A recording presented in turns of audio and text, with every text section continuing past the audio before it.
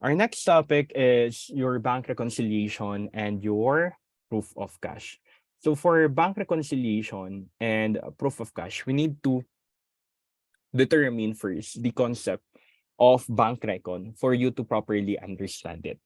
So under bank recon, there are two balances given. So what are those balances? You have your book balance and your bank balance. You have your book balance and your bank balance. So whenever we say bank reconciliation, since there are two balances, it means that your book balance is not equal to your bank balance. In your bank reconciliation, since we're talking about reconciliation, it means that there is a problem between the two. In short, the book and the bank is not equal. So basically, your bank balance is given based on your bank statement, while your book balance is based on your accounting records. So whenever we say your book is not equal to your bank, it means that your accounting records is not equal to the bank statement. If your accounting records is not equal to your bank statement, then what we need to do is to reconcile this one. We reconcile the balance of the book and the bank. So in reconciling the balance of the book and the bank, we call that process as bank reconciliation. We call that process as bank reconciliation. And in bank reconciliation, in reconciling them, we have this so-called reconciling items. Reconciling items. And what are these reconciling items? So we said, if your book is not equal to your bank, then we have your reconciling items. So what are these reconciling items? It can be a book reconciling item or a bank reconciling item. So whenever we say book reconciling item, these are items in the bank not recorded in the book. Okay? Whenever we say book reconciling item, meron siya sa bank, wala siya sa book. Kaya, tinatawag siyang book reconciling item. So ang problem dito, hindi siya equal kasi meron sa bank pero wala sa book. Pag bank reconciling item naman, we have here your book. Meron naman dito ay si bank. Hindi na naman sila equal kasi meron siya kay book, wala siya kay bank. Ngayon, kailangan nating alamin kung ano tong meron kay bank na wala kay book at meron kay book na wala kay bank. So what are your book reconciling items? So ang meron kay bank na wala kay book are in the form of your credit memo and a debit memo. And in your book, it is known as your deposit in transit and outstanding check. Okay? Meron siya kay book pero wala kay bank. Okay? Ito naman, meron kay bank pero wala kay book. So ano ba tong credit memo? Whenever we say credit memo, it is an increase over your cash and a debit memo is a reduction over your cash. So why do we say a credit memo is an increase in your cash while a debit memo is a reduction on your cash? That is because under your bank, the bank classifies the cash deposited as a liability. Okay? As a general rule, it is like a liability. It is a liability of the bank. And since it is a liability of the bank, a liability has a normal balance of credit. And if ever you want to decrease it, debit. So whenever the bank increases your cash, it credits your account. That's why it's called credit memo. Kaya ina-add ang credit memo. And ang debit memo naman, sabi natin, it is a liability. So pagbabawasan mo yung liability, magde-debit ka, right? So once your bank is reduced, we call that a debit memo. Kaya deduct naman yan. Okay? Pag credit memo, i-add. Pag debit memo, i-deduct. What are some examples of credit memo? Some examples are the notes collected by the bank. What else? We have your interest. Or in short, any collection by the bank not recorded by the book is considered credit memo. How about debit memo? These are items deducted by the bank, not yet recorded by the book. And what are the common examples of a debit memo? The most common example is an NSF check. Why? Under the bank knows that it is the check that you deposited is insufficient. Therefore, ibabawas niya. Ibabawas niya. Aside from NSF check, we have your different service charges or bank charges. Okay. In auditing problems, ang mapapansin nyo dito, kasi sabi nga natin, kailan siya magiging book reconciling item? Pag meron siya sa bank at meron siya sa book. Kaya pansinin niyo yung mga problems sa sobrang hahaba na given yung dates, yung amounts ng debits and credits, paano nyo siya i-reconcile? Tignan nyo kung meron yung item na yun sa book and sa bank. Pag meron siya sa bank pero wala siya sa book, either credit memo or debit memo yan. Pag meron naman sa book pero wala sa bank, ang tawag natin dyan ay deposit in transit or outstanding check. So this happens whenever you are given a very long problem with all of the different items of debits and credits. Okay, before we go further, I hope alam na natin to book and bank. Ano ang increase ng book? We call it debit. Ano ang increase ng bank? We call it credit. Ano ang decrease ng book? We call it credit. Ano ang decrease ng bank? We call it debit. Ang increase ng book and bank, ang tawag natin dyan ay deposits or receipts. Ang decrease naman ng book and bank, ang tawag natin dyan ay disbursement or charges. Okay? So pagbalik-balik ta rin man yan, sana hindi tayo malito. Okay, ulitin natin. The effect, pag increase ng book, ang tawag natin dyan ay debit. Ang increase ng bank, ang tawag natin ay credit. Decrease ng book, ang tawag natin ay credit. Bank, ang tawag natin ay debit. Bakit ulit?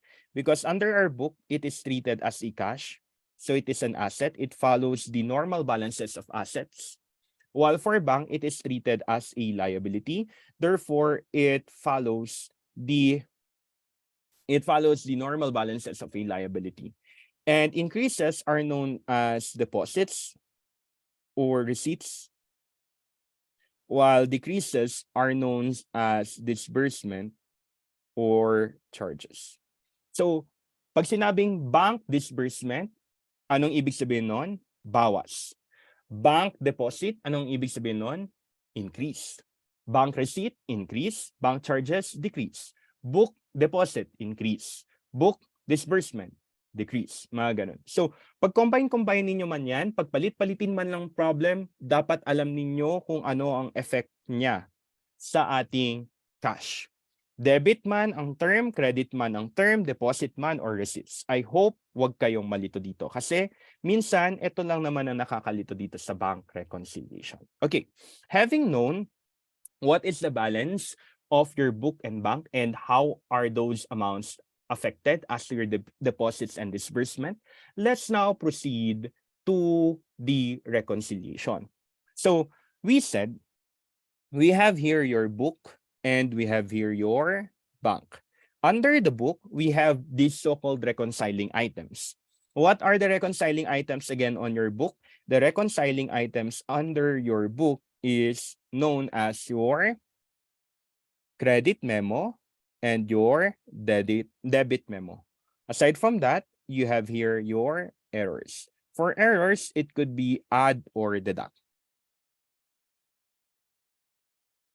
For bank, we have your deposit in transit less outstanding checks plus or minus the errors. And that is now your adjusted balance.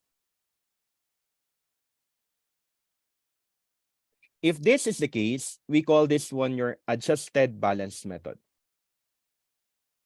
Adjusted balance method. But there are other two methods. Because whenever we talk about bank recon, there are normally three methods. The first method is adjusted balance. The second method is book to bank. And then after that, we have your bank to book.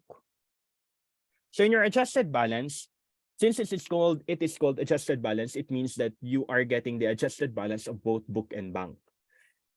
Tip, if ever you are to answer the adjusted balance, just compute one item because at the end, both balances will be equal. But if ever you're so unsure, you want to know whether the balances you get are correct, then you can compute for both. But for time constraint or for time purposes and to be more efficient, better compute for one item. You can just compute for the adjusted balance using book or adjusted balance using bank. It depends on you on where you are more comfortable. Now, next method of reconciliation is book to bank. So whenever we say book to bank, you get first, in book to bank, what is given is the book balance, and what is unknown is the bank balance. So using the same formula, you just need to place first the items of your book, then get the adjusted balance.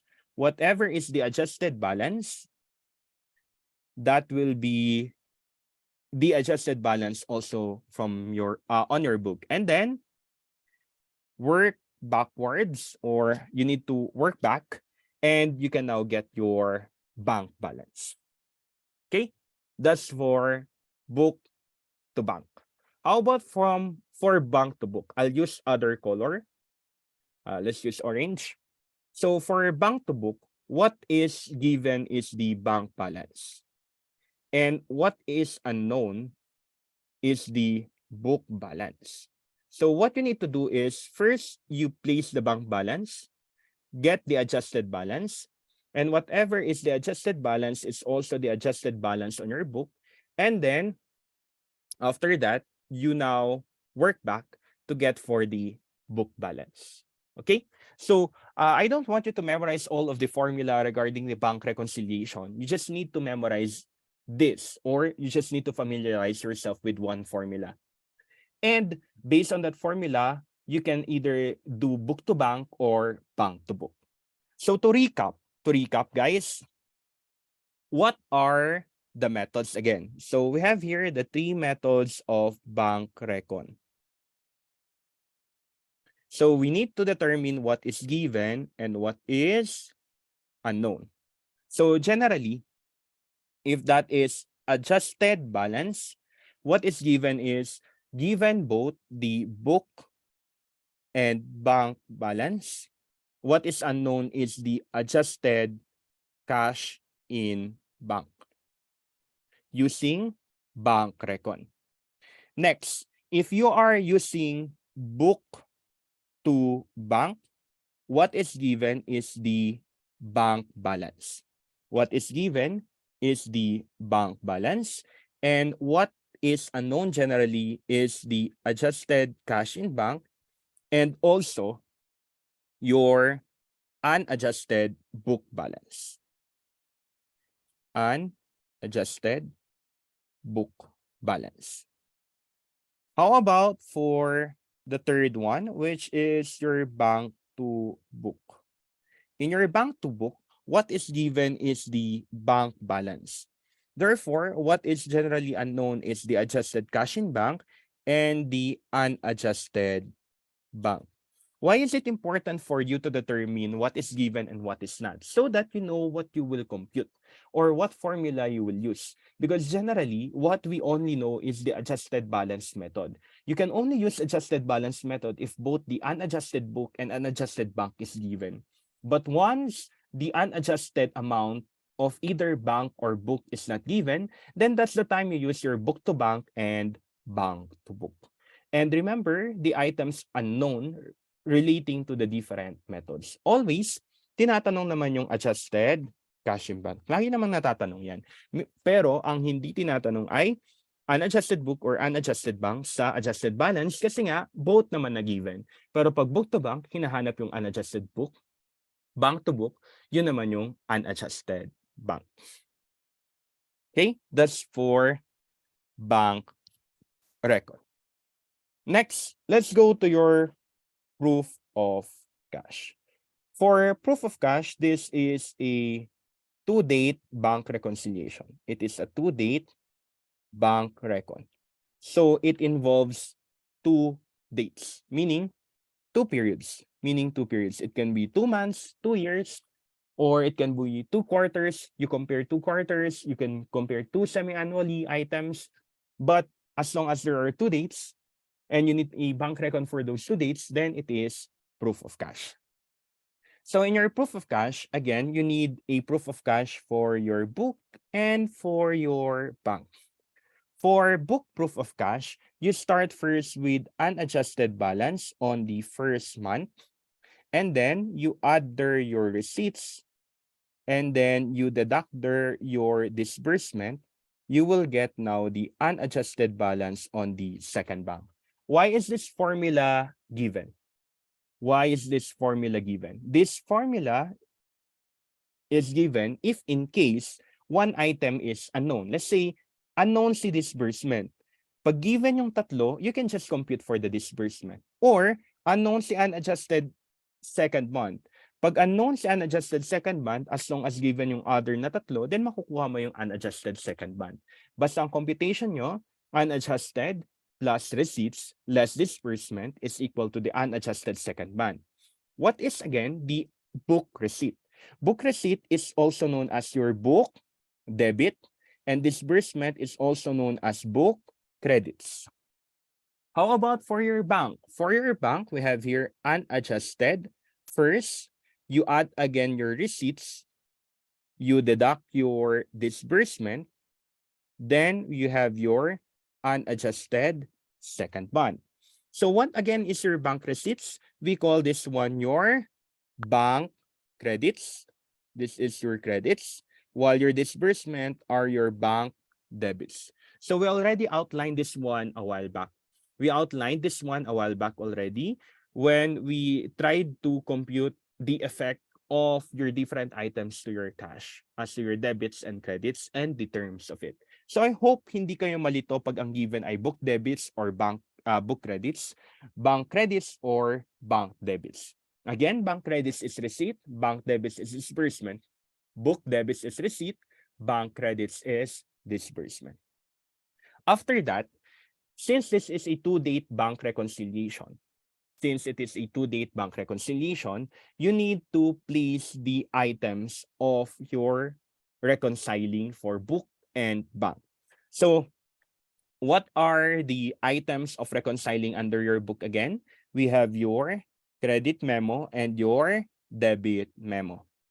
So, for credit memo, since it's two date, we have your first month and your second month, or first period and second period.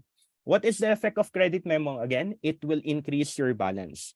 Since credit memo first month applies to the unadjusted first month, then you add that.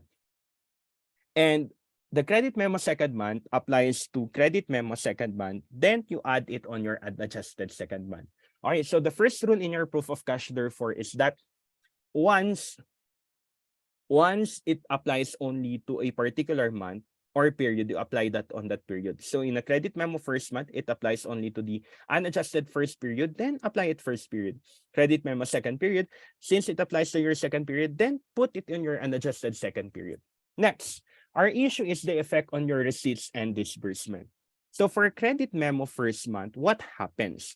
It pertains to the first month, right? Okay, so I'll write it here, credit memo first month. It pertains to the first month. But what does your book do whenever there is a credit memo? So this is the first period and this is the second period. If that is a credit memo in the first period, it will only be recorded on the second period. Since it will only be recorded in the second period, in short, it is part of the receipts in the second period, okay? Take note, these receipts and disbursements pertains only to the second period. So again, on your credit memo first month, it was added on the second month. It is recorded on the second month. But question, is it for the second month? The answer is no, it is not for the second month. So it is included in your receipts, So receipts is overstated. Therefore, what is your adjustment? You need to deduct. So you need to remove something from the receipts. That's why in your credit memo, the effect is that you add it on your first month and you deduct it on your receipts. The reason is that it pertains on the first month, but it was included in the receipts on the second month. Since it should not be included on the receipts on the second month, we need to remove it. That's for credit memo. Next, we have your credit memo second month. So this credit memo second month pertains to the second month or second period. So it pertains to the second period. And what did we say again on on the recording of credit memo? It will be recorded on the next month. It will be recorded on the next month, which is the third month. So question, was it included in the receipts on the second month? Included in the receipts second month? The answer is no. Since it is not included, then what is the effect? Your receipts is understated. Since it is understated, you need to add something on that receipts. That's why in your proof of cash, the formula is that in your receipts for the second month, you need to add it. Okay? For the credit memo second month, you need to add it. Why? Because it pertains to the second month, but was only recorded in the third month. Therefore, you adjust it as of the receipts on the second month. That's for credit memo. Next, for debit memo. For debit memo, first and second month. So for debit memo, what is the normal effect of a debit memo again? It is a decrease, right? So we decrease the first unadjusted because it pertains to the first month, and we decrease the second unadjusted because it pertains to the second unadjusted. Okay? After that, let's look into the effect of your credit memo, of your debit memo. Debit memo.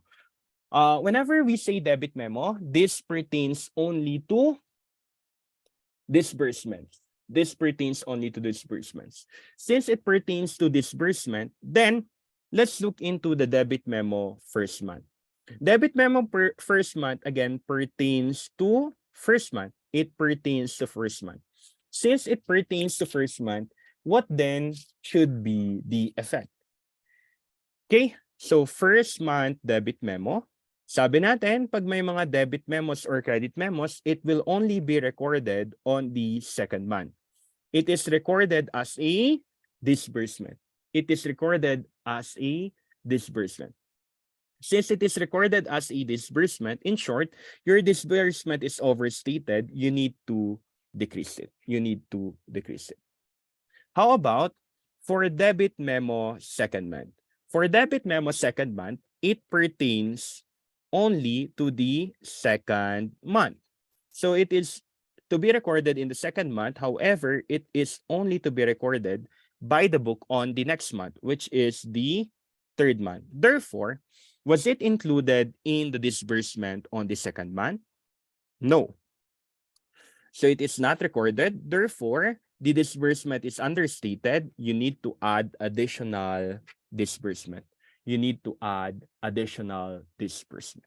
Okay, that is for credit memo and debit memo. But before we end this credit memo and debit memo, I want to emphasize one thing. Whenever it is a credit memo, it affects only the receipts. Take note of this. Credit memo affects receipts, while debit memo affects your disbursement. Debit memo affects your disbursement. Okay, that's for the book and the bank. As to your errors, there's no clear-cut effect of your errors in the proof of cash. Therefore, it's really based on your analysis whether you should add or deduct that error. That is for your book. That is for your proof of cash on the book.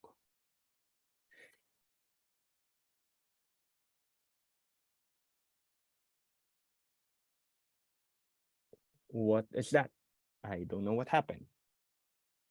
Okay, so we're done into your book. We're done into your book. Let's go now to your bank. Okay. So under bank, we have here again unadjusted receipts, disbursement, and unadjusted second month. So what are the items again of reconciling, or the reconciling items for your book? What are the reconciling items for your bank, by the way? So we have your deposit in transit and outstanding check. And just the same way, there's a first month and the second month. First month and the second month. Okay, as early as now, I want to say that DIT pertains only to your receipts. Therefore, all adjustments regarding DIT will be for receipts, while OC pertains to your disbursements. Therefore, all adjustment relating to OC must be for the disbursement. So let's start first with the DIT on the first month.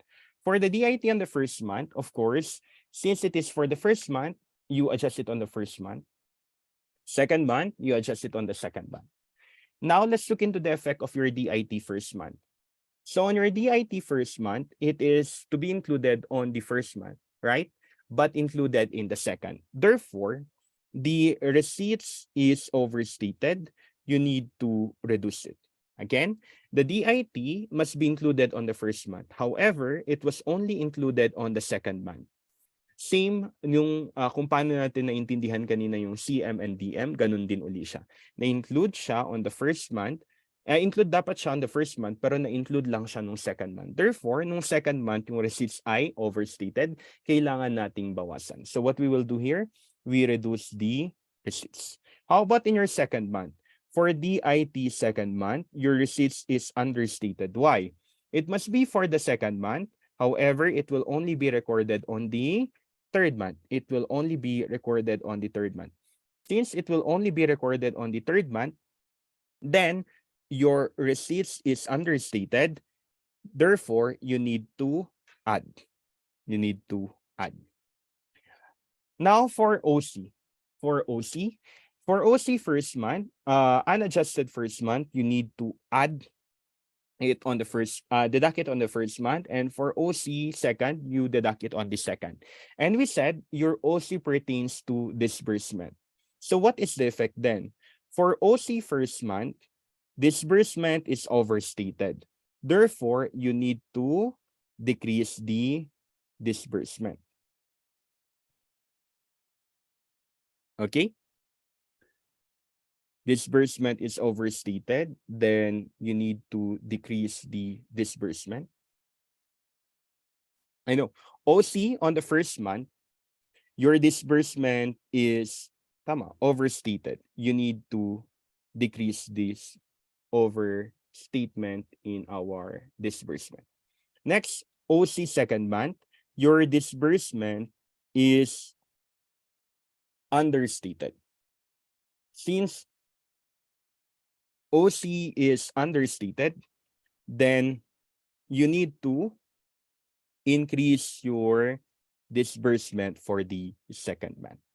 And once you're done accounting for this reconciling items for this 2-date reconciliation, then you're done with your proof of cash. So you're done with your proof of cash. By the way, may mga sinasabi dito na yung ibang rules dito sinasabi nila, pag magkatabi, magkaiba. Tignan nyo pag magkatabi siya, magkaiba yung signs niya. Pero daw pag magkahiwalay, magkabati daw sila. So magkapareho yung signs pag magkalayo. Pero pag magkatabi, magkaiba daw yung signs. Pero wag niyong i-memorize yan. Kasi pag minemorize niyo siya, ang mangyayari, yung errors kasi iba yung mga treatment niya. So baka magawa niyo siya sa errors, magkamali kayo. Okay. Final one. You are also asked regarding your DIT and your OC. So for DIT, always just compute for the book receipts versus bank receipts. Anong ibig sabihin yan, sir? Di ba nag-compute tayo dito kanina ng receipts? Etong mga to. Gamitin natin ibang kulay. Orange. So na-compute natin to, right? Na-compute natin yan. Na-compute natin to.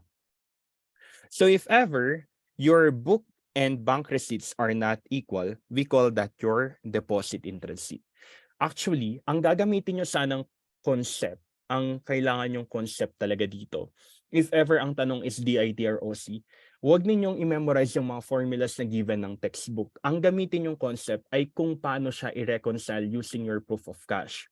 Tapos pagdabihin nyo yon, yung bank at saka book, yung difference nun ay yung DIT.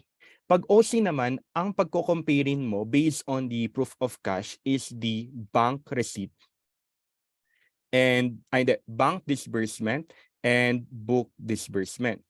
So pag hindi siya again pareho, ang tawag natin doon ay OC. Ang tawag natin doon ay OC. So I hope if ever there are questions relating to DIT and OC, ang gamitin yung idea sa pag-compute nun ay yung idea nyo dito sa ating proof of cash. So kung ano yung idea dito sa proof of cash, sa treatment niyan, ganun yung pag-compute ninyo para hindi kayo memorize ng formula. Remember, accountancy is more of analytical. Therefore, I hope you analyze why the treatment is like that and why it is not like that. So once you memorize it or once you familiarize yourself by understanding the reason behind it, kahit pa mawala ka sa formula or anything, you can really answer it. Therefore, it is important to determine or know your concept. That's why, hopefully, when there is a question on your DIT and OC, what we will make use to compute is the idea on how to reconcile it using a proof of cash so that soon we can compute our DIT or the OC. Okay? That's it for your bank reconciliation and your proof of cash.